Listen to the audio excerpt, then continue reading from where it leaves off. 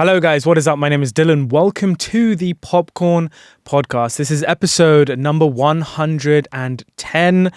As you can see, Clara's back on the couch, which means, of course, we are going to be doing another monthly wrap-up, another monthly catch-up, this time, of course, talking about everything that we watched in the month of March. But before we get into March, we have a little bit of an update, I want to say. When I say update, just some sort of a general thank you that I want to say at the start of this episode, because recently, as when we're shooting this 2 nights ago, we hosted a 100-episode celebration, big epic film quiz event that we did in central London, and it was a sold-out event, which was crazy. And this is kind of the first time we're actually talking about it on the podcast channel here now. So if you missed it, make sure you follow us on social media, because for anything like this that happens ever again, definitely will be, you will want to follow us on social media so you get to hear the news about this, and so you get to book tickets if you are interested in future sort of events like this. But I think suffice to say, it was a big success. Yeah, it was amazing. It was one of the best nights I've had in a long time, and it truly allowed me to really look back and really appreciate genuinely how much we've been able to kind of do with the podcast, and the amount of amazing people we've had the pleasure of meeting and collaborating with. And we had so many creatives in the room, so many film fans, other people like us who of course do this online, talk on social media, here on YouTube, on podcasts and TikTok and Instagram, etc. And sort of just to see everybody or many people in this community, in this sort of UK film community, in the same room it was kind of emotional, I feel like. Yeah, but also it was really nice just having members of the public. Absolutely, there as well. yeah. If you're just someone that sort of watches the podcast or has just come across it, it was just nice to have them all involved. And if you love movies, that's what the podcast is about. Yeah. We had a couple of people who sort of general public some of which who knew who we were, but also some who didn't have a clue who we were, and sort of just came for a film quiz. And I think they all had a good time. They sort of walked into the room thinking this was going to be like some random normal pub quiz, and it was a bit like a party of sorts. It's just such a great community. So even if you're just a member of the public coming along to one of these things, someone who loves movies, it's just nice to get involved. Everyone's super nice and welcoming, and it was a great vibe. Really great vibe. And obviously we had a mix of sort of trivia questions, game rounds, which is synonymous here on the podcast that we do, sort of guess the film from the tagline, and guess the film from the Letterboxd review, and guess the actor, and this and that. And then we had some bonus rounds, which was super fun, where I got to invite members of each team up to sort of win extra points, and that was so fun. And then we announced the winners at the end. It was such a good night, such a good night for film fans. And all I can say is, guys, thank you so much. We had so much fun doing that, and for sure we'll be doing it sometime again soon. So make sure you follow us on social media, on Instagram and on TikTok, to not miss the next one. So cracking on with this episode today. Of course, like I said, we're going to be reviewing or talking about everything that we watched in the month of March. This episode is coming out a little later. It's going to be sort of almost mid-April by the time you guys are watching this. But I actually kind of want to start with the film the pair of us watched as of when we're recording this last night. It came out in April, and that was, of course, The Drama, starring Robert Pattinson and Zendaya. So I think we're going to kick this episode off with our review of that film, because it's quite a big release. We're going to take our time a little bit with this one, and then we're going to resume and return back to everything we watched in the month of March. You should be able to see all the timestamps on this video, so if you want to skip ahead or sort of know which films you want to hear our thoughts on, you can do that just by checking out the timestamps. So, The Drama. Quite anticipating. Yeah, I feel like everyone I've spoken to, film people, non-film people, friends, family, has gone, oh my God, The Drama. Have you guys seen The Drama? What do you think of The Drama? Yeah. Definitely a big phenomenon, I think it's sort of become. Yeah, and with, of course, a film with two of the best in the industry working today, Zendaya and Robert Pattinson. You know that this film was going to get a lot of eyes on it, and it's only been out for a couple of days now, and like you say, everybody's already talking about it. 100%. The premise, of course, is a happily engaged couple is put to the test when an unexpected turn sends their wedding week off the rails. I think it is going to be quite difficult to do a review about this film without talking spoilers. And spoilers is going to be a big part of the conversation of this film. So I would say if you haven't seen The Drama, or if you don't know anything absolutely about it, please don't continue any further. Go and check it out, because, like I said, there's There's a big reveal. Big reveal or big twist. And we will chat about it. Which we are going to chat about. But just very surface level general thoughts on the film. How did you find it? I enjoyed it. I thought it was their chemistry was really good, very well acted. Yeah. Pace kept up. I did think it was very funny at places. I did, however, feel like it was a bit more shallow than what I was expecting. Okay, interesting. Like, I didn't feel like there were themes that they really could have delved into, and I felt like it was all quite surface level. That's how I... Sure, but I had a good time with it. But I had a good time. Like, it was date night, it was fun. It was Yeah.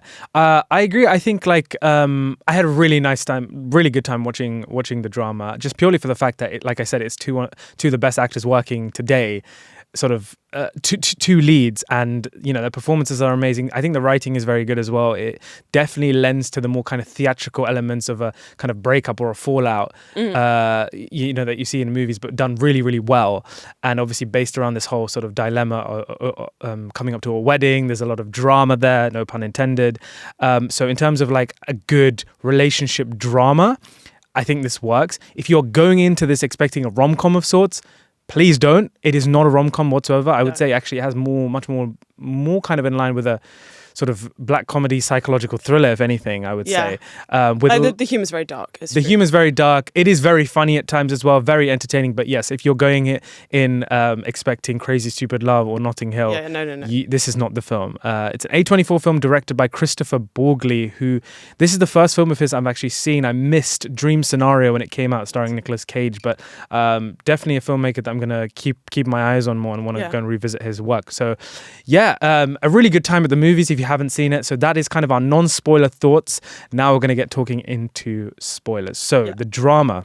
Of course, the film hinges on the idea in the lead up to this big wedding between Zendaya and Robert Pattinson. And essentially it is the two of them and two of their friends who are also in a relationship. They're having drinks one night. They're doing wine tasting, and they sort of stumble on this conversation, a deadly conversation as such, of what is the worst thing you've ever done. Yeah. And each of them sort of go around in turns and sort of try and figure out what is the worst thing they've ever done and sort of reveal it, have a laugh about it. And as they're sort of going around, when this idea is introduced, you can see Zendaya slowly start to sort of shrivel up a little bit and kind of get a bit more nervous. Her body language is not the same. So it's clear that there's something building up to Zendaya and essentially a big reveal, as you say. And of course, the big reveal is... she planned a school shooting. She planned a school shooting. She got as far as taking the weapon to school. Yep. But never actually went through with it. Yes, exactly. And I mean, obviously a very big secret to reveal. Her best friend, her maid of honor, has a cousin that got paralyzed in a shooting. Yeah. So this is a really big deal for her. Yep. Basically now tables have turned. She thinks Emma or Zendaya, Emma is Zendaya's character, is this terrible, awful person now, unforgivable act.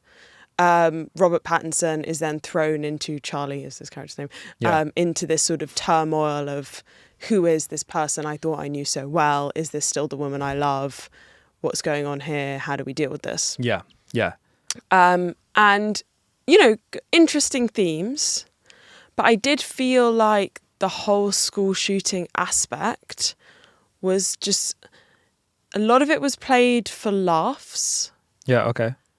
And I felt like the character of the friend was so unlikable. Yeah. That I just didn't feel like I ever felt the gravity of what Zendaya had planned to do.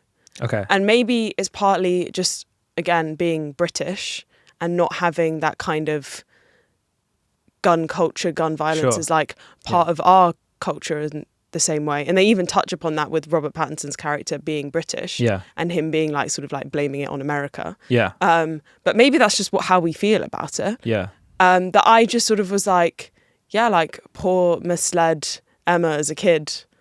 That sounds really sad. Yeah. I feel really sorry for her.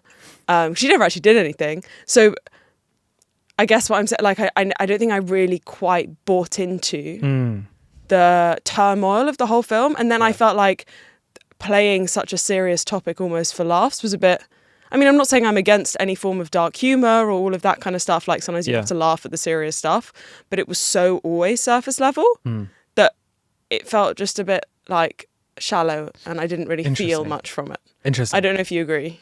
Yeah, so I think when I walked out, I kind of was feeling a similar thing to you in the sense of before I actually start talking about it, I actually do want to talk about like really all the good stuff in this. Oh yeah, sure. Firstly, like I said, like Zendaya and Robert Pattinson are fantastic. The chemistry they have is brilliant. I actually wasn't too sure about them as a pairing beforehand. I really tried to stay away from any trailers, any spoilers. I was really like, this is going to be interesting because you have Zendaya, who is a huge sort of mass appeal actor, who's done some interesting roles, but for the most part has done these very like, popular films, whereas Robert Pattinson is very much a character actor. He's a chameleon. He becomes different people, choosing very particular projects, etc. So I was interested to see how those two would mesh together. This sounds really weird to say, and I know I'm in the minority. I didn't know if the two of them actually had a lot of sexual chemistry together in a weird way. Oh no, same though. And I think because I do watch some of the press stuff. Yeah. That like in the press store they have been very like separate and like friendly. Yeah. Kind of thing that you're like is not like played up as much as it has been for, like Wuthering Heights and things like that. Exactly. So it gives it is true, and I appreciate that. Like they're actors. They should like the chemistry shouldn't be innate to them. Yeah. Like they should be able to act it. Like I do find the whole press tour of like we have the greatest chemistry on and off screen a little bit weird. Exactly. Yes. But you're right that we didn't know going in that they were going to have amazing chemistry. Yeah. And of course they're two very good looking people. So obviously one would be stupid to think that they wouldn't. But just I think as actors, but even if you're good looking, sometimes you watch films and you're like, no, I know. But I'm saying in terms of usually with Hollywood films, you put two good looking people together, that's almost an instant match. But like I just didn't know how it was going to go with Pattinson and Zendaya. Robert Pattinson I love because he's such a weird character as well, like off the screen as well. He's so funny. And Zendaya is obviously like super accommodating and super like likable and all these kind of things. So it was an interesting mix. Essentially is what I'm just trying to say. But they do. They really do. When you see the film, all of those really kind of questions were put to rest. They really sell the film. I think the two, I mean, it sounds very sort of obvious to say, but they are the best part about this film, I think. And I think a lot of the Go on. No, I think a lot of the writing for the film was quite clever. There were some elements of just sort of how the film was shot or told where I did find a bit jarring, especially at the start. Oh, interesting. I thought it was fun. I actually really It was fun. That. It was there's a lot of like non-linear stuff. Yes. And like anecdotes that come in and end up being scenes. And I loved that. I thought that it was really interesting. Clever. It was interesting. So at some points at the start, it did start to like, I was like, this is getting a bit of a gimmick. But I think overall it did sort of find its rhythm and I did really like it in the end. So yeah, Robert Pattinson and Zendaya are fantastic. I think for me, I think the film works really well as like this relationship drama to sort of see the effects of a sort of like a turning point and how that kind of explodes and how it affects other people, like friendships and relationships, and ultimately like there's this huge kind of third act, that being the wedding and all of that kind of theatricality of a relationship drama. I think is really well done here. That's what I think the drama excels. What I don't think it excels at, and I don't think it really sort of achieves, is the kind of see, I'm kind of torn here. I'm going to say like I don't think it really achieves the political commentary here, but I'm actually struggling to. But it isn't going for political That's what I'm saying. I'm struggling. Yes, but also if you make a decision to include something like that, what you're doing is you're immediately bringing in a whole plethora of conversation, regardless of whether or not that's your intention, if that makes sense. Yeah. So going back to what you were saying and your kind of main negative, I do agree. I do think that the film. This is clearly like a very loaded idea, right? And to give credit where credit is due, I've never seen a film of this kind sort of throw in a curveball like that, if that makes sense, or like include an idea like that and ask that question. I just think the film is more interested in the abstract nature and the shock value of a curveball like that than actually tackling what that curveball is, that being a school 100%. Shooting. And I think as well, we were sort of discussing this afterwards, that it's not even that they're not tackling the issue properly. It's that the idea of this big secret for a relationship and for that relationship dynamic might have been more interesting if you felt like it revealed something about the character's deeper personality. Right. Like, I felt like this was such a curveball for Zendaya's character. Yeah. That it's just like, this, like, could you imagine if someone you love did this totally random, out of character thing when they were 14 that bears no relation to who they are now? Yeah. Rather than it being like, oh, that is the most extreme version of the most negative parts of you. Yeah. And you could go that far. Yeah. I almost think is slightly more of a interesting aspect and like is more of an interesting thing to unpack in a relationship drama. Yeah. Whereas this was so like concept heavy. Yeah. Like you said, that you're a bit like, yes, fun, interesting, never seen anything like it before, but I'm left feeling a bit like, oh, okay. Yeah, like when you're watching these two characters, there was part of me that was just like, hang on, I just don't buy this, because of course you would sit down and really try and get to grips as to who that person was, why did they go to do it. And yeah, there is this sort of flashback to Zendaya's character beforehand, and sort of the idea of how kind of gun culture in America was sort of being populated by young people at the time, and they were getting sort of, it was part of this kind of trend, essentially. Like an aesthetic. But aside from that, there isn't any more kind of delving or exploration into that, which I think is fine, because again, I don't think the film is necessarily trying to explore that. But again, at the same time, you are including this whole sort of theme on gun culture, which is a very serious theme, particularly in America. And I don't think maybe the film does know what it's getting itself into, but just didn't unpack it enough. Or the film just was like, hang on, we're just going to, put this curveball in and it's going to be shocking, but not expect any kind of other commentary. Does that make sense? Yeah, like I feel like they could have either done the political commentary or the relationship commentary, and they just sort of threw it in, and then it was like kind of vibes. Yeah, and it didn't really, I don't know, come together. I felt. You know how like so in the car here, you were saying like about the whole idea of like, I just don't know if Robert Pattinson would like really react like that, and on like they would at some point have to sit down and really talk through this, and they never really do that. At the They don't really sort of, it's almost sort of played for laughs with the whole mug situation, and all these kind of things, which was hilarious. Oh, a lot of it was really funny. But there was never that conversation that would happen in an almost usual, for the love of your life, you do want to figure this thing out together, and they never really do. Yeah, right. He sort of tries. Yeah, but you never really feel like you've got it. Yeah. I just, and that kind of left us feeling a bit frustrated, right? Like in the sense of like, come on, man, like just do it. And therefore sympathizing with Zendaya's side of things. And again, we had this conversation about maybe it's just like a cultural thing for us because we're British. And obviously this is such a big deal in America. Gun culture is everywhere. And the severity of, and the kind of hitting, and the kind of like hitting close to homeness of that is, clearly going to resonate a lot more with American audiences than British audiences. But for me, I actually think like I was thinking about Robert Pattinson's character, and yes, he is British, etc. And I think like obviously his character is very much like a sort of gullible, paranoid, frenzied kind of person who, even when the initial thing was revealed, when Zendaya says this, he is almost playing it for laughs. Like he's almost like he thinks it's a joke, and he's like, "Oh, come on!" Like da da da da.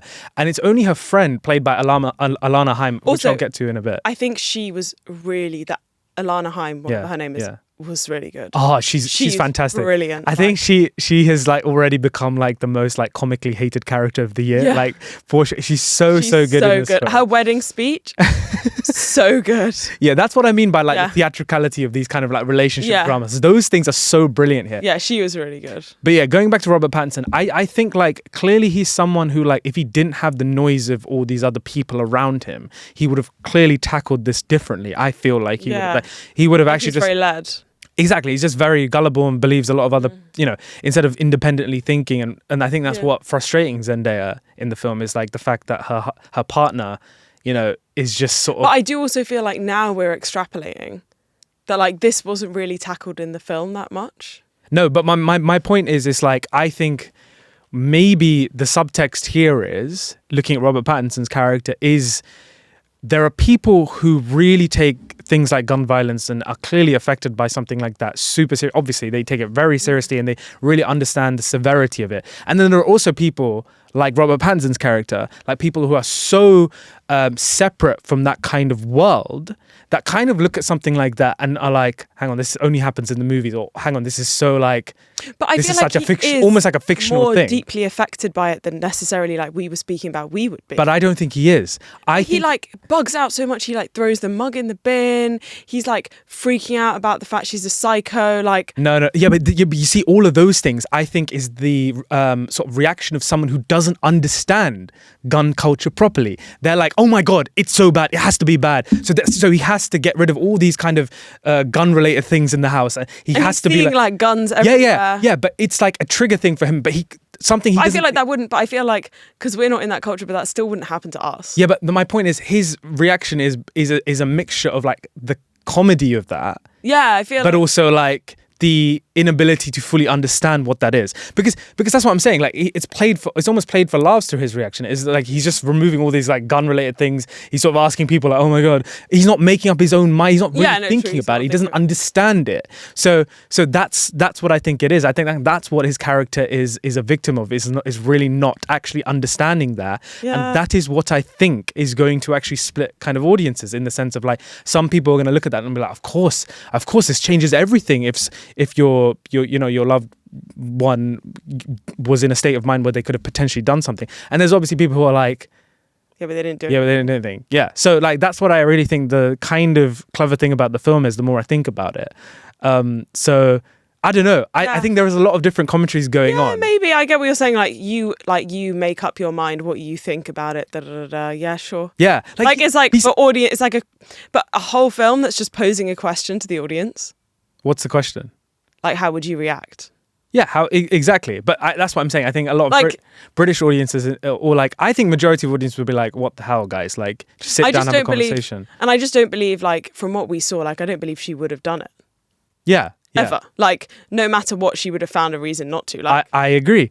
I also think there are a lot of people who would be like, no, you got to take this thing way more seriously. If that person ever would got to the point at coming to that close to doing something like that, when they brought, But like, okay, the only equivalent I can think of this in the UK is like if someone brought a knife to school, and you knew people that brought knives to school.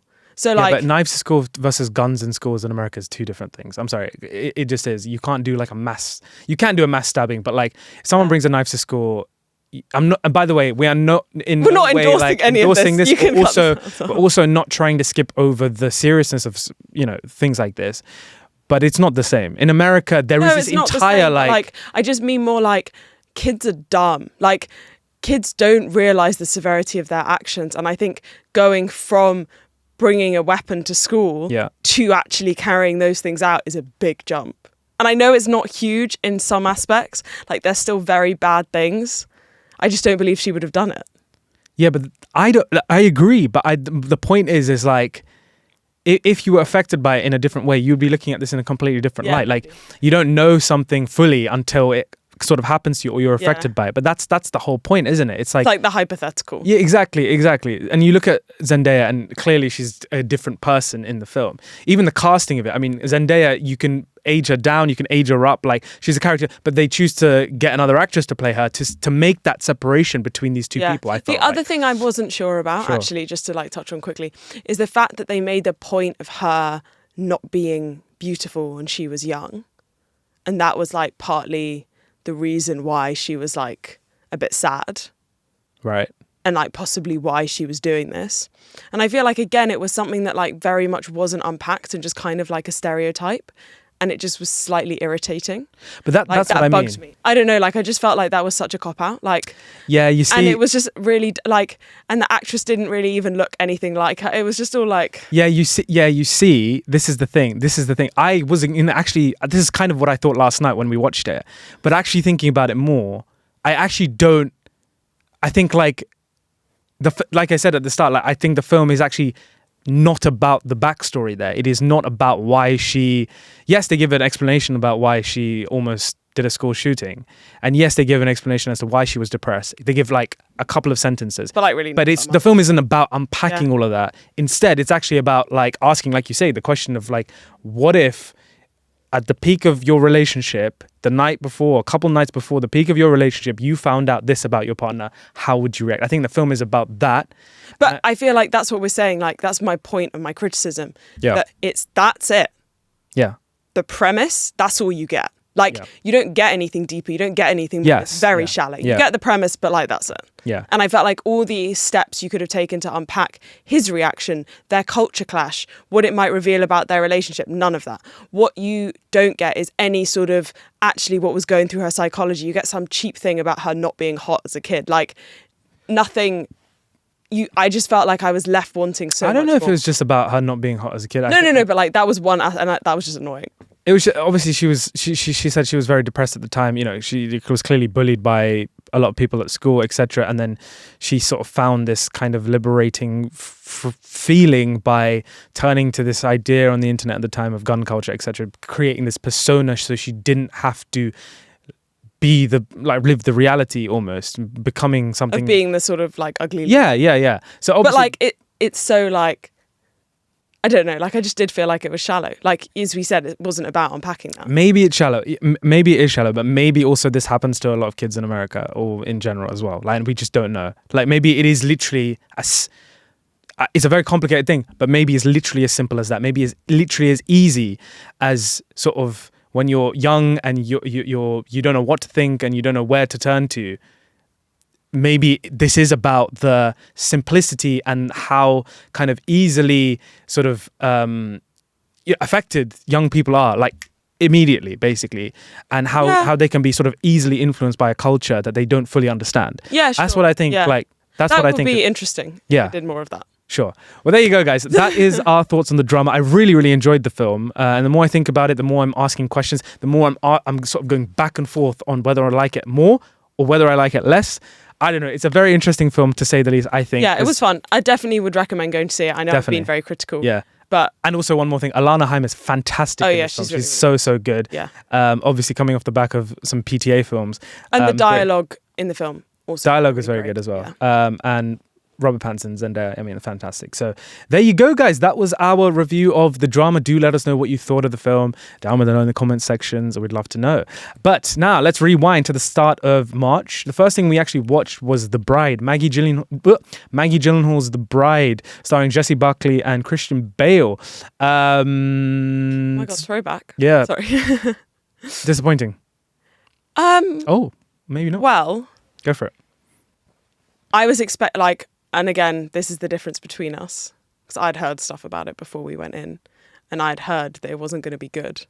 And I was like... I don't understand why we literally see these things on opening night. But reviews come out before then. Yeah, I know, but like, sure. Sorry, continue, yeah. And I was pleasantly surprised. Like, it wasn't amazing. It was a bit of a mess. Some concepts didn't really work, but I kind of appreciated it, just went for it. It was very high concept, very fun. Jessie Buckley was really good. And yeah, not an amazing film. The plot was a bit all over the place. They had sort of Mary Shelley's voice possessing the Bride of Frankenstein. Didn't quite work. Interesting idea, though. Interesting idea, and shot really cleverly. So like, there were aspects of it that I was like, bit of a clusterfuck, bit of a mess. But like, I appreciate you were trying to do something a little bit different. Yeah, I do. I like Maggie Gyllenhaal as an actress and as a creative. She's very smart. Like, even watching her in an interview, she's clearly someone who knows her stuff. I just do think like this was like, I came out of the cinema and I was like, yeah, that was all right, that's fine. More I think about it, like, it's the most forgettable thing ever, genuinely. And I don't know how you managed to do that when you have Jessie Buckley coming off the back of winning an Oscar and Christian Bale, two of the best actors working today. And, the two of them are the best part about the film as well. They are truly allowed to sort of get let loose and sort of do all these crazy things and play with these, just having a lot of fun playing around with these cool images and, whatnot. And yes, it does take a lot of bold swings, which I really appreciate. I just think none of it really comes together in a way that is satisfying. Yeah, it needed someone to like hack away at it a little bit, streamline it a little bit, give more time to like developing the character and the relationship. Yeah. It was too much like a detective story, too much this whole possession thing. There's too much going on, man. This whole like activist thing, like a whole gang crime thing, like there was just too much. Yeah. And you never really got one enough. Exactly. And it was just a concept coming in on top of another concept, coming in top of another concept. Exactly. Again, like there were some really good ideas. Yeah. It just felt like it needed more time marinating before you went to shoot it or something. I don't know. I agree. I also think Peter Skarsgård, who's married to Maggie Gyllenhaal, and Penelope Cruz are also in this. They have this sort of detective kind of buddy cop story. I thought that was genuinely awful. I didn't think it was awful, but I thought it was so bad. I genuinely like, these are two very talented actors, and Penelope Cruz is literally, I don't know what she's doing in the film. Like it's like she's just sort of there, like this is like no sort of sense of urgency with that story at all. There's like these very serious things happening, and they're just sort of like, oh, but what about that? It's like these fairies in a story, like, you know. It's just it was just, I was like, what the hell is this, man? Anyhow, moving on from The Bride.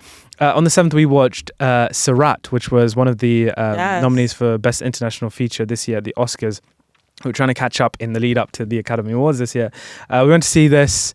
You liked it a lot more than I did. Oh, yeah, I really enjoyed it. I thought this was really interesting. I don't think like nothing I'd ever really seen before. It was very much like an experience of a film. Like I felt very immersed in it.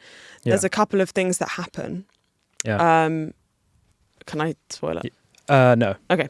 There's a couple of things that happen that are deeply shocking. Yeah. And the film that you think you're watching is no longer that film anymore. Yeah. And genuinely some of the most moving moments I felt like I've witnessed in a film. And I think topics that, it's really hard to speak about this without doing spoilers.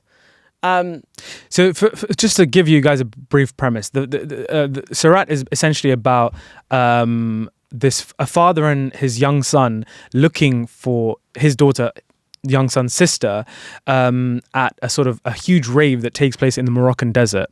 And what happens is this rave gets disbanded by the government and soldiers who come, and then essentially they can't find the daughter, so they think that she's at another rave that takes place in the Moroccan desert. So they travel with a bunch of ravers across the desert to hopefully reach this other rave and find her daughter. But like Clara said, the film quickly becomes about something else. Yeah, exactly. And like that premise gives you the idea that it's going to be like quite heartwarming.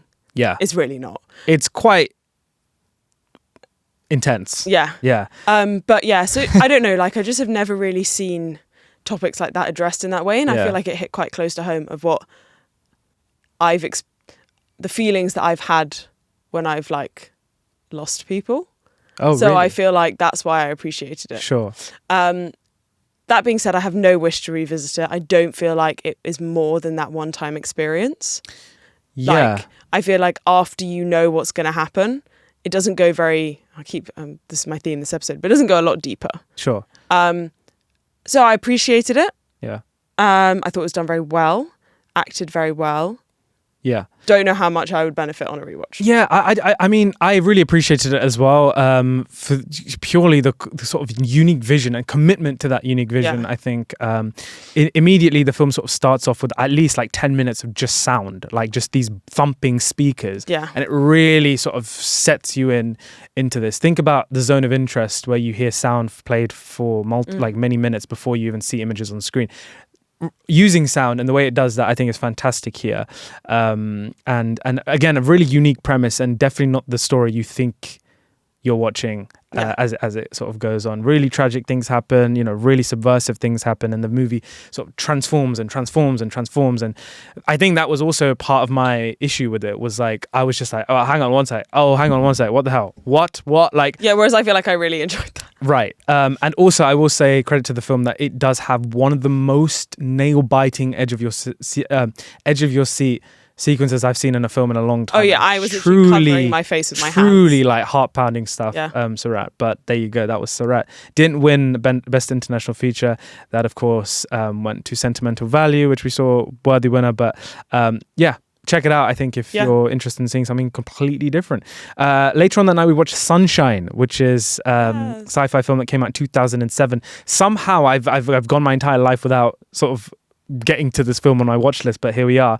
I think the reason we decided to watch this is because we kind of wanted to do a little bit of homework ahead of watching Project Hail Mary. So here's the other film about a dying son.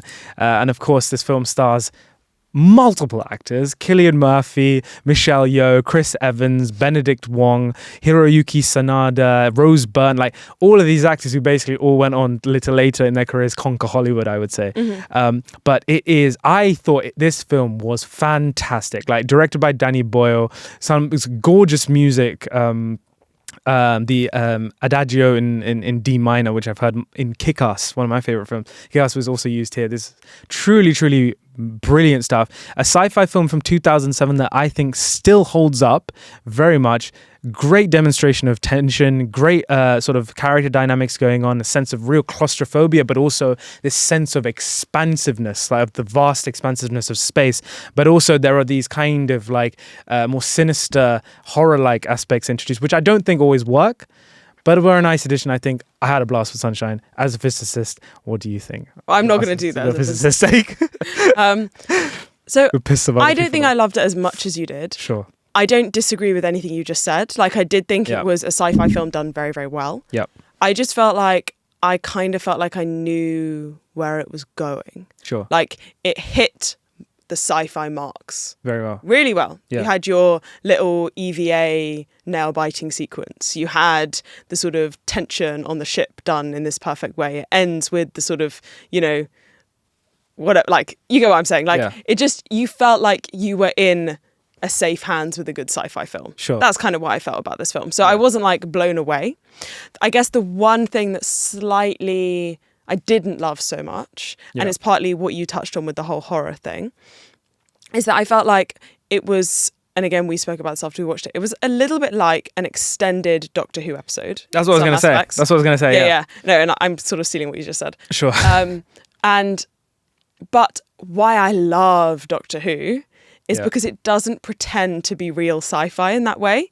Like, it is a fantasy. Like, the guy travels in a phone box. He has two hearts. Like, I love Doctor Who, but it's camp and it's fantasy and it's grey.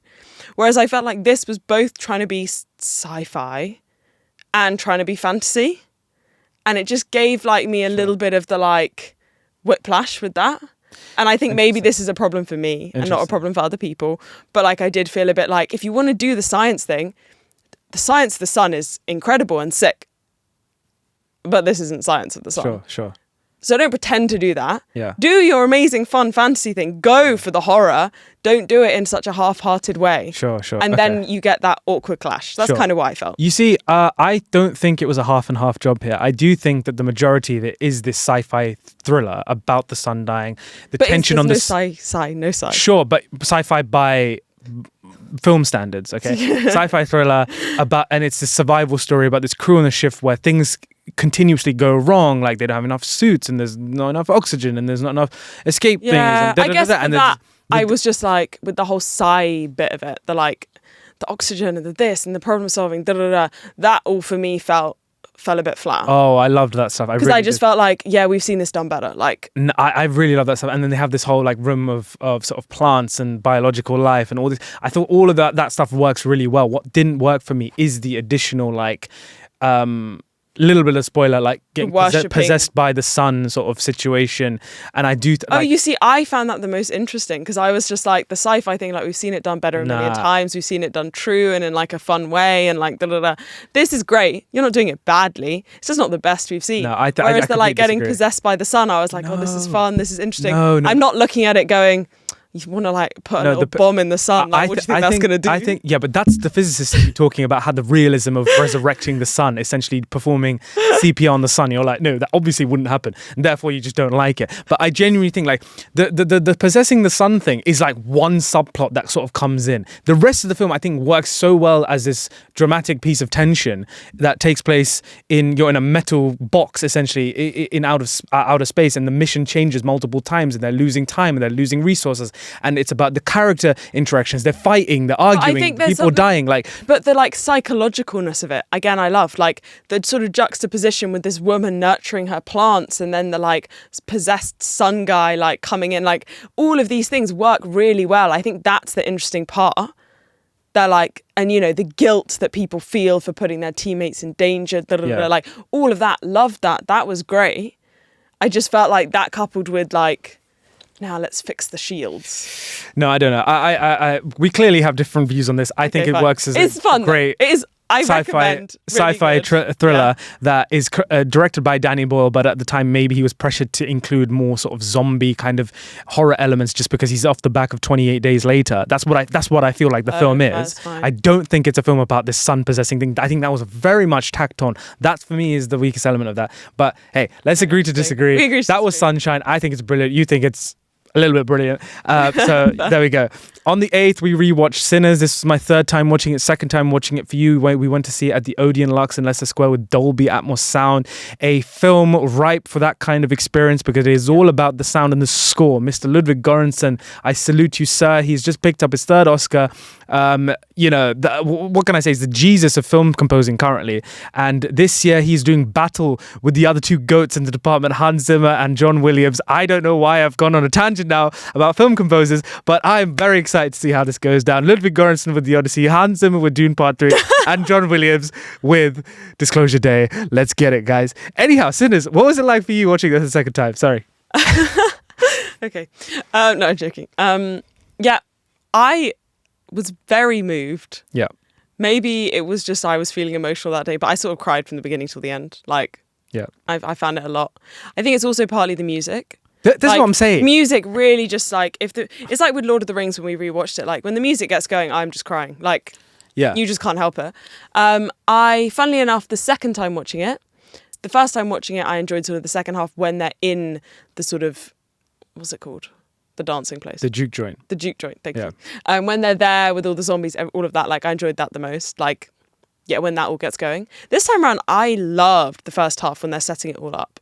So I think it was kind of interesting that both halves work really, really well. Yeah, the fact that yeah. like on a rewatch, I'm like finding new things in the first half, really loving it. Obviously the ending is still really good, but yeah. So I thought it was great, really well acted, I really think well it's done. really well crafted, like this whole world, but like this whole backstory about the Smokestack twins and the people they left behind and the kind of reputation they used to hold and now who they are as people now they've returned from Chicago and like the bond that the two of them have and like, you know, it's all really, really good, great stuff, but also this entire sort of subtext around, you know, kind of slavery in America and blues music and the idea of stealing from one's culture and all that. Like it's really, really amazing stuff. And I think Sinners is genuinely fantastic. I think for me, obviously, this is a lot of people's favorite film from last year. It's really up there for me as well. This is my third time watching it.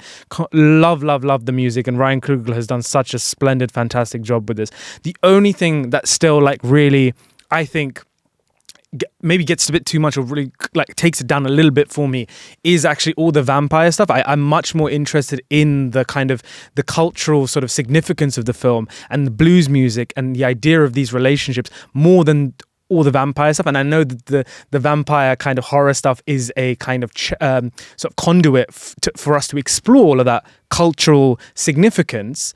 But I also do think like some of the stuff doesn't work as well as I think it thinks it does, but it's still fun and it still makes for some great action and some cool moments, especially like in that second half as well. Yeah. But for me, I don't know. yeah, I did that's kind what- of appreciate the metaphors. No, and stuff like that. absolutely. Like when they're doing Rocky Road to Dublin, that's that's so fantastic. Like genuinely brilliant stuff.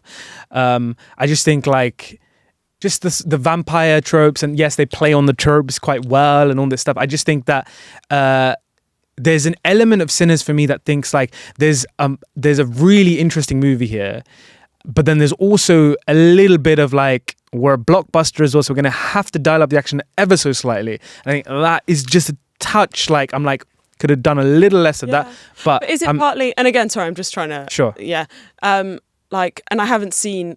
I definitely haven't seen all of Ryan Coogler's stuff. But is it partly just like a lot of those films are the films he loves to make, and they're like films that people love to go see in the cinema? No, I think the opposite. Or I you think feel like he's been shoehorned into making these kind of films? I don't think he was shoehorned into anything with Sinners. I do think like he clearly has told the story he wanted to tell, and it's been a huge success. I think like with something like because he's gone from Fruitvale Station, which I haven't seen. Yeah, Fruitvale Station, and then he did the Creed films, and then he did Black Panther and No, but this Wakanda is what Forever. I mean. Like the Creed films and Black Panther and Wakanda Forever, the films that I have seen, Yeah.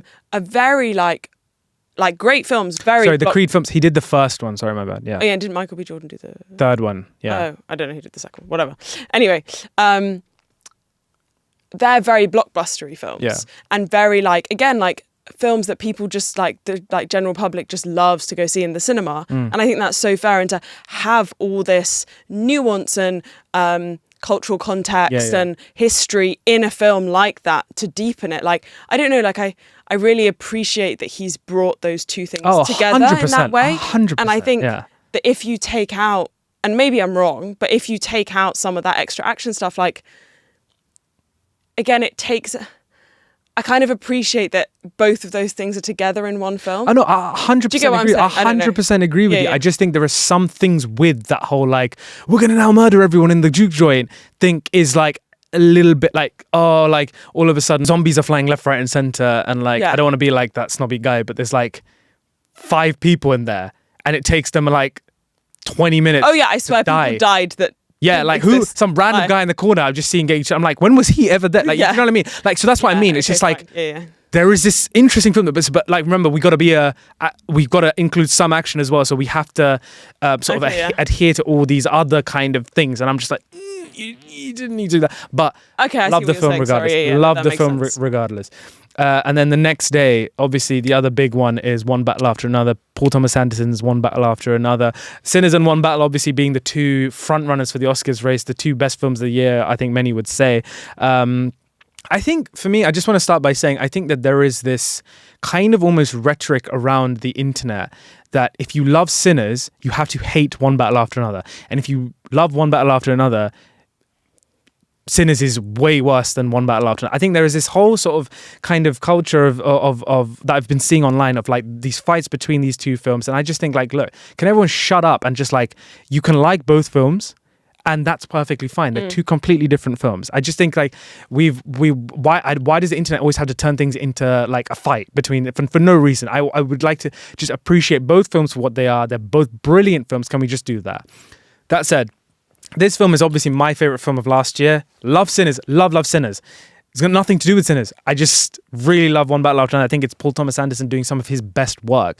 And I know you would probably be like, yeah, but I'm more interested in some of his other stuff. Yeah. But I do think like, again, it's another masterful film. It's superbly written with so much brilliant satire comedy there. There's this whole political backdrop there where I know people are picking it apart saying that, people are, PTA is just using this and he's not exploring this and da, da, da. I do think, again, like PTA is not going for that huge political commentary here, more so basing the film in a world full of radical politics. And I think, why can't we just enjoy that film? Why can't we just see that film for what it is? I understand that there's this whole sort of... And sorry, just to, can I? Yeah, because I have something to say about this. Because I feel like this is exactly how I felt about the film. The first time I watched it, I was just really frustrated with it because I wanted to be in the first 30 minutes. Sure. I wanted to know about the movement. I wanted to know about Tiana Taylor and what motivated her and her postpartum and why that affected her and where she went. And like, I wanted to know about the movement. Yeah. And all of that and the context and da-da-da-da. And then it switched up to Leo trying to find his daughter and the sort of comedy with Sean Penn. And I was just a bit like, what? Where was that film? Like, that's what I mean. Exactly. And then watching it again, knowing what it was going to be, I enjoyed it a lot more because I wasn't expecting anything that it wasn't. I was like, I know the beginning bit's a prologue and we're not going there. Yeah. And then I found the sort of the meat of the film much more funny and much more enjoyable. Sure. To sort of build on that point, there's been a lot of discourse about like the kind of hypersexualization of black women in this film, etc. And absolutely valid. Like, if that's 100%. Kind of what your stance is, completely fine.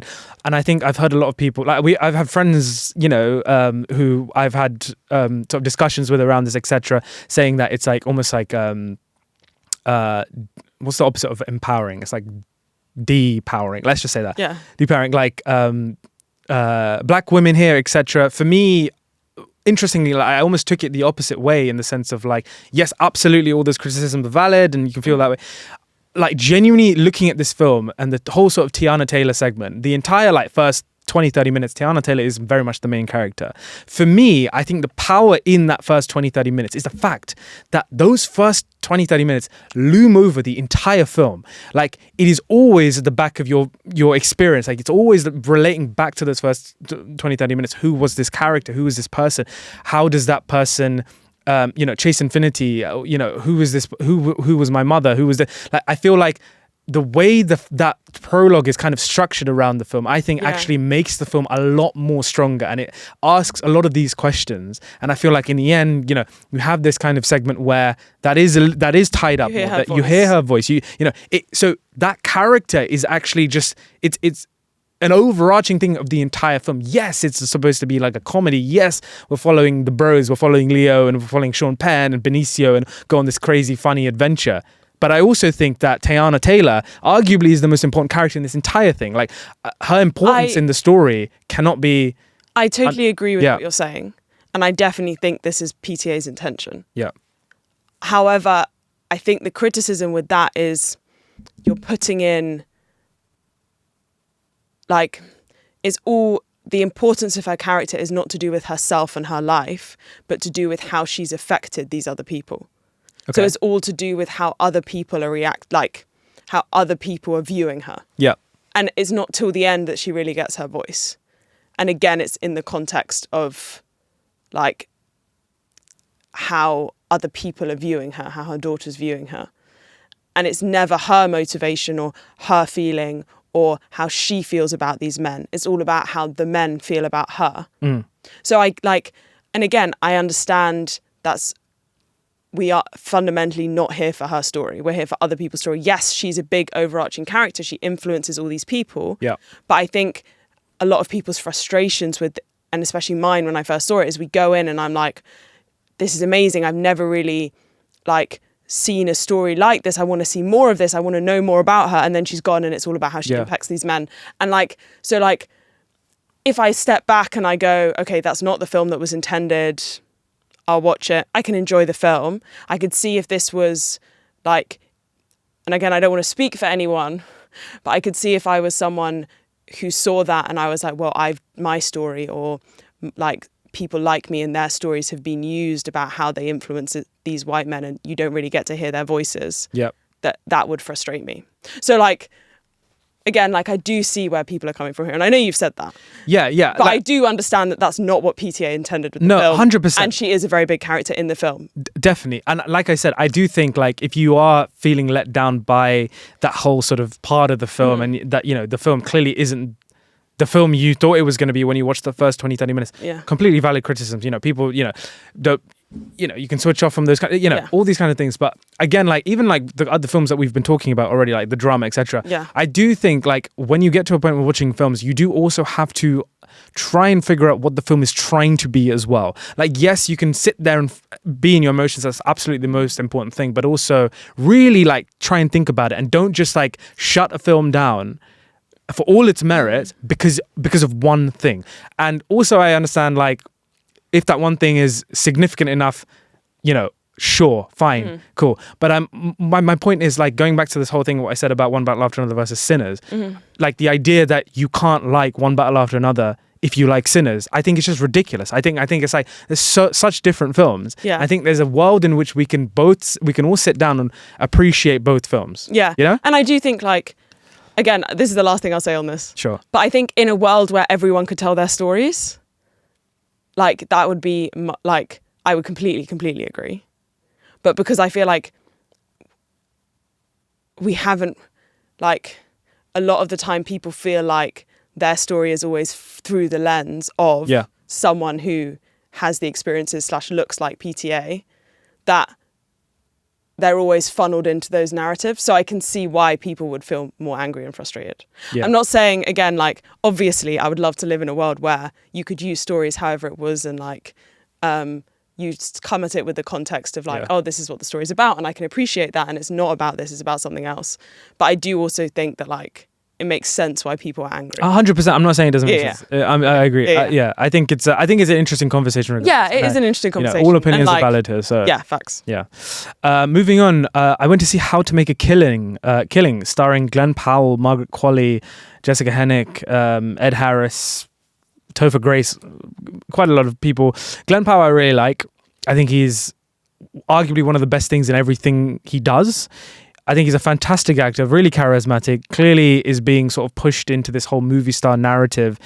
But sadly, projects that isn't quite taking him there in terms of a lot of his projects recently, I think, have been sort of not flops, but more so like they've just sort of synced into the back of people's memories, and they haven't really sort of held up as well. How to Make a Killing, and then before this he did The Running Man with Edgar Wright, which I know a lot of people just didn't like. Yeah. The way I talk about How to Make a Killing, because you haven't I haven't seen this. Yeah. The way I talk about How to Make a Killing is Glenn Powell's last two films, so this and The Running Man, are for me the perfect examples of the two definitive types of 3-star films. Hear me out. Okay, go. The Running Man, I feel like, is a film that is bold and big and swings for the fences in its political commentary and its action and the way it's helmed, and clearly doesn't all sort of come together in a way that I think is really what it was kind of trying to intending to do. But you can appreciate it because of the risks it takes and etc. Yeah. 3 stars. How to Make a Killing, for me, is the complete opposite. It is exactly the film you think it's going to be. It takes no real risks. You've seen this film 100,000 times. It is a, kind of rags to riches story told through like a black comedy lens, and, it's got some entertaining bits. It is exactly the film you think it's going to be. And there are no real surprises here. But in that sort of, you know what it's going to be, there was, for me, a level of like, comfort there. I enjoyed just watching the film, if that makes sense, even if I knew exactly how it was going to end, or I think Glenn Powell again is once again fantastic. He's sort of narrating the way the film works is it opens with him on death row, and he's basically telling the story about how he got to this place to a pastor, to a priest. That is fun, because I didn't see that from the trailer. Yeah, so it like flashes back and forth, and you sort of go through his whole sort of life, his trajectory. He is one of the sort of heirs of this these incredibly wealthy American family, essentially, and his mother was basically outcasted from the family and was made to go live in the sort of some of the poorest parts of New York. I think it's New York, yeah. And then you sort of see how where he is at currently in his life, and he meets he finds out about this inheritance, and sort of like he's frustrated with his current life, and he wants to impress this girl, and he creates this master plan of how he's going to one by one kill all of the people before him in order to get to this inheritance. And obviously the first time he does it, he's like, oh my god, like and then it becomes this sort of like thing. Yeah. And the film makes a really funny joke, almost this recurring joke about like every time one of these family members die, he's at the funeral of them, but every single time he's in like a slightly different look and like a slightly different thing. So it just like cuts from like a family member dying to like him at the funeral. Cuts like it's really funny in the way it does that. But yeah, like I said, it's the most by the books. You feel like it gives like background Netflix energy? Background Netflix, sure. Like that kind of thing, like run the mill, well done, but also you're like, I think no so, surprises. yeah. It will go straight to streaming and straight to Netflix, and it will be a good thing to watch on that, I think. Yeah. Definitely. On the 14th, we watched Project Hail Mary. Yes. We have reviewed the film. We're not going to review it again because we had quite a bulky review on that. And Clara, just FYI guys, Clara here is an astrophysicist. So if you want a real astrophysicist thoughts on Project Hail Mary, the science of it, the story of it all, the pair of us. Also, can I just throw in a little tiny bit of information? Little science fact. Sure. So I since have spoken more to my friend who's a biologist about this film. Yep. And there's a few biological inaccuracies in the film. Wow, there you go. Who would have thought Sci-Fi was inaccurate? Yeah. No, I'm just saying. No, I know. I'm just saying it was funny because obviously I'm an astrophysicist. I have no idea about biology. Yeah. But yeah, anyway, keep going. But yeah, we reviewed Project Hail Mary. I'll leave the link to it in the description box below. So yeah, obviously we had this little game where I sort of read statements about Project Hail Mary. I asked Clara her perspective on it, and she would sort of say whether, how likely it would be or how true or false it would be. And it sort of became this kind of sensation on TikTok a little bit. And we rage baited. Unintentionally rage baited a lot of scientists and astrophysicists and etc. But also a lot of people who are completely in agreement with what Clara has said as well. But anyhow, it was an interesting conversation, an interesting discussion to have. And yeah, maybe for science kind of films and science-based projects and physics-based projects, we'll get Clara's perspective on it because she seems to know her shit. Yeah. Anyhow, you've gone quiet. On the 15th, we finally, this is just before we watched the Oscars, but finally watched I Swear, starring Robert Aramayo. Of course, this film did quite well at the BAFTAs this year, with Robert Aramayo winning Best Actor and the film winning Best British Film as well. Finally sat down to watch this because it came out on Netflix and really enjoyed this. Yeah, I really enjoyed this. I think we had quite similar opinions on this film. It was really, really good, very important film. I don't know a lot about Tourette syndrome at all. I learned a lot. Robert Aramayo is so phenomenal. Good. He is the best performance of the year, just FYI. Of that, like BAFTA, if it had been released in the States, would have given him the Oscar. I think he would have cleaned up at the Oscars if did an incredible job. The film is a film.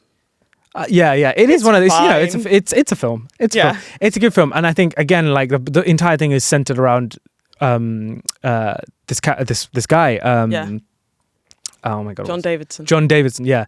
Real life guy, obviously. A lot of sort of controversy happened at the BAFTAs. We won't obviously go into that, but it seems to be a bit, for me, watching this after the BAFTAs, genuinely. And again, another sort of situation where all sort of opinions there are valid, but there was something about watching this after the BAFTAs that made me feel quite sad, because this entire film is almost, is trying to advocate for the educational sort of right for, Tourette syndrome to be, more commonly known about. And the fact that there was such a big controversy, just looking back on it, just made me feel so sad, because I think this is such a powerful film and I think it's such a powerful performance. And the story here is super, super inspiring and powerful. So I think if you haven't seen I Swear, definitely go and check it out. It is really good. Just one small thing. It was very interesting. I spoke to one of my friends about the whole controversy, and she had a very not different opinion to me, but like we clashed a little bit, and I realized that she knew so much more about Tourette syndrome than I did, and that's partly why. And then after seeing the film, I was like, oh my god, like so many things make a lot more sense. Like I think, and again, like a lot of people were hurt. It was very like bad, all of this kind of stuff. But like, if you are interested, if you don't know things, like, do you see it? Like I did, it taught me things. It really opened my eyes to how a lot of people are struggling and how they live and things like that. Really good film. On the 16th, the pair of us finally watched the Louis Theroux documentary Inside the Manosphere. Oh lol, are we talking about this? Okay, gone viral. We'll talk very briefly. I've never seen a Louis Theroux documentary before. I actually haven't either, which is a bit shameful of me. Well, yeah, like apparently he's the guy. He is the guy, for this. I was slightly underwhelmed by this. I think the problem is because these guys are so chronically online. Yeah. That like we're not getting, like for us, maybe partly because of our generation or whatever, like we kind of know what these guys are about. Oh yeah. We know how horrible they can be, but we also know how stupid they are. And like, so watching them embarrass themselves in front of Louis Theroux at sometimes was amusing. Yeah. But like I didn't learn anything more than I already knew, or really like feel like I really understood where these men were coming from as well. Completely agree. So like, and again, like I'm not saying we should necessarily have sympathy for all the people in the Manosphere, but like that's what a good documentary should do. You should understand like where the people are coming from and like why a little bit better. Yeah. And I just felt like it was almost just like... It's like a comedy skit of like just taking the piss and following them around Ibiza with these like cameras and just like... Yeah. It was a bloody waste of time. Honestly, like... and like... Again, I think partly it was not for us. Like, there are a lot of people out there that don't really know about the Manosphere. And I could... Then watch it, like 100%. You'll understand what it is about. Yeah. But I already knew what it was about. So it was like... I think what it was, I don't think it works as a documentary at all. I just think it was there to sort of show people, or like almost like a shock value thing of these idiots actually exist Yeah. Like, oh my God, look at what these fools actually Yeah. believe, but also what they are sort of advocating for on the internet. These fucking And how many idiots. people follow them, kind of thing. Right, yeah. So there you go. That was Inside the Manosphere. On the 17th was my birthday. So every year on my birthday, I watch a favorite of mine. This year, we decided to watch my favorite Martin Scorsese film, which is going to sound like a bit of a rogue pit to a couple of people. Great birthday film, guys. Fantastic birthday film. And that is Martin Scorsese's Silence, starring Andrew Garfield, Adam Driver, Liam Neeson. This film for me is quite a personal film. Again, like usually when people talk about Scorsese, they talk about Goodfellas, they talk about Taxi Driver, they talk about Wolf of Wall Street, they talk about most recently Killers of the Flower Moon, or The Departed, for example. But Silence for me is like it is a personal pick. It's a personal pick. I do genuinely think that a lot of people would watch this and be like, oh my God, this drags so much. It's a close to 3-hour film. It is nothing like Goodfellas or anything like that. It's the most kind of it's Scorsese's, like, I think, biggest departure from his typical Scorsese kind of films. It's his most mature work. It's one of his most personal films, and therefore he's one of my most personal films of his sort of catalog here. It's sort of set in the sort of backdrop of 17th century Japan, where it was a time where Christians were persecuted during the spread of sort of Christianity throughout the world. And I don't want to get like too religious or anything like that, but like in terms of portraying that kind of inner struggle and that morally complex battle, I think a lot of not just Christians, but religious individuals have. I think this is one of the most powerful films of doing that. I think the amount of perspectives and conversations and questions it can ask about religion sounds like a broad thing, but the way it does it is so nuanced and so it's so eloquently and beautifully done. And I think this is undeniably my favorite performance of Andrew Garfield. I think it's his best performance for sure. It is one of Martin Scorsese's most beautiful films, shot by Rodrigo Prieto, who I think it's the most beautiful work ever. It's a gorgeous looking film. The kind of visuals are like almost Kurosawa style, epic and rich and vibrant, that very much contrasts against this kind of morally complex and often sort of harrowing subject material, I think. So as you can see, as Clara said, perfect birthday film. I know, just like loads of people getting tortured for their faith. We love it. No, yeah. But yeah, I really, really love Silence. Like I said, it's a personal film to me. But yeah, what did you think? So I think, again, everything you said about it is completely true. Yeah. I agree with you. It's less of a personal film for me. Yeah. I've never grown up religious or anything like that. But so I did really appreciate it. I think maybe for me, coming at it from someone like a bit set back from those thoughts or like those struggles, I was left wanting more from certain characters' motivations or like so for example, it's like you said, it's about priests coming to Japan. Yeah. It's not their intention, they're trying to find this other priest, but they're spreading the word of Christianity and helping people worship who are Japanese. And I just really fundamentally found it difficult to understand why these Japanese people would be tortured and die for Christianity. And I think that not because I necessarily am in disagreement with the religion, I just felt like they didn't really understand the religion in the conditions that they were under.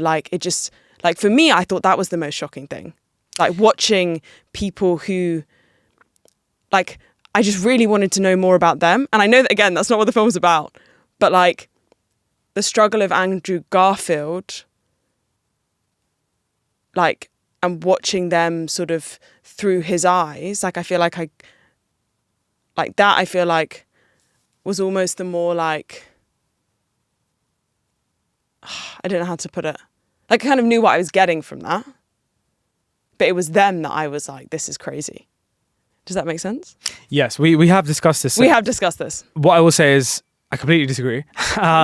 Yes, the film takes place from Adam Driver and Andrew Garfield's perspectives of they're going on this mission to find someone who was close to them in the faith and who is supposedly apostatized, who is a renounced Christ, etc. And they've gone to find this person and sort of figure out what the hell happened. But on the way, they're passing through all these Japanese villages, and they're hiding, from the state who are persecuting Christians. And I think obviously the film's perspective is from Andrew Garfield's perspective. He has this responsibility as a Jesuit priest spreading the word of God.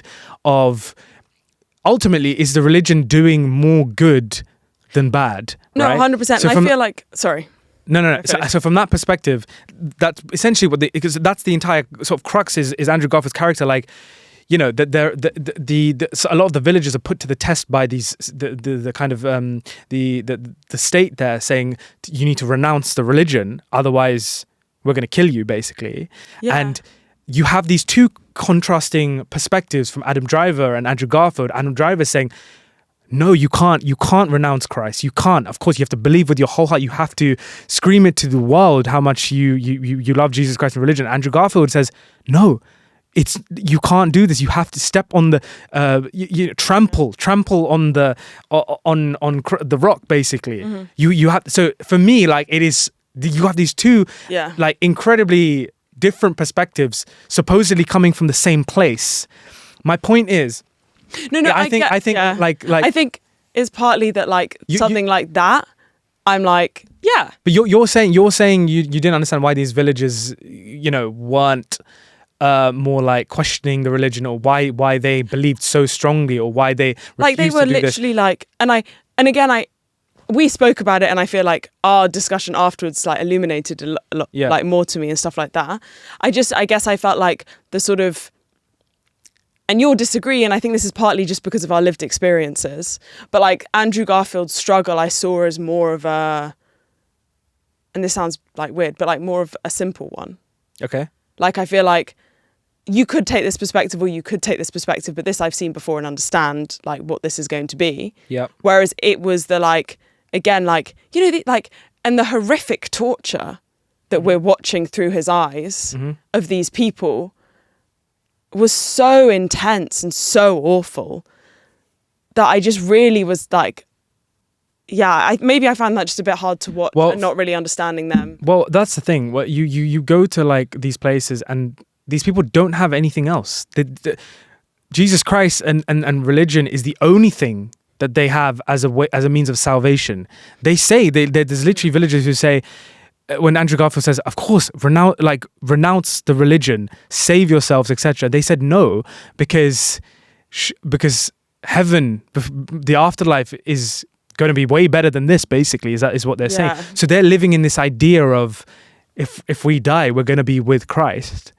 And that's obviously 1,000 times better than their current reality. So of course, for me, it makes complete sense. And then Andrew Garfield was wrestling with the idea of like, how can you, that's insane. Why would you give up your, So I think, the film asks... No. I think it is an interesting film. And I will just say just one thing to counter this as well. There is an entire sort of Judas kind of character there called Chichichiro, who is constantly, his internal struggle is like, he's a coward, right? He watched his family burn because they refused to renounce Christianity, and he ran. He turned away. And he's someone who wants to find the faith, but is too weak and too much of a coward to do that. And of course, his character represents the ultimate sort of like wanting to be good, but not being able to fully sort of get there. Yeah, I guess maybe No, I think maybe my problem was more that I just felt like, I don't think there's anything wrong with this film. Maybe it just didn't like touch my Sure. I mean, like I said, it's a personal film. So there you go. There's silence. And then the next evening I went with Panwa. We went to see The Revenant in IMAX. I won't say too much about The Revenant unless, if you haven't seen it, of course, this is the film that Leonardo DiCaprio won his Oscar for. I actually think a lot of people, when they say like, oh, he shouldn't have won for this. Yes, he's given better performances before. I still think he's absolutely fantastic in this. Like, it's like there's not much dialogue with him, but it's all through body language, it's all through facial expression, it's all through like noises that he makes, very animalistic sort of kind of performance here. Tom Hardy's obviously fantastic as well. It is one of the most gorgeous, beautiful films ever shot, I think, or at least in the modern era. I think it's the closest thing we actually have to a modern Lawrence of Arabia, if that makes sense. But of course, instead of the Arabian desert, it is the American frontier, right? And it is truly gorgeous. Emmanuel Lubezki shot this film. Of course, he's been known for working with films like working with directors like Alfonso Cuarón and Terrence Malick and of course Alejandro Iñárritu. And here, like the way he shoots it, like it's all using natural life, it's all natural environment. It's truly a feat. And the bear attack here is horrific. It is fantastic. Right. Revenant. Then we watched Ready or Not. I watched before you watched for the first time. I think it's perfectly fun. It wasn't as good as I remember it being. I think it's perfectly fine. It's great. Fine. Samara Weaving is fantastic. She has one of the best horror screams there is. Yeah. Really fun. And then later on that night we watched Ready or Not 2, Here I Come, which I also thought was equally fun. Yeah. Obviously, a lot more ideas introduced into this one. I think I slightly preferred 2, just because there was more like drama. Yeah. There was more like different relationships that were changing. Like they're a bit like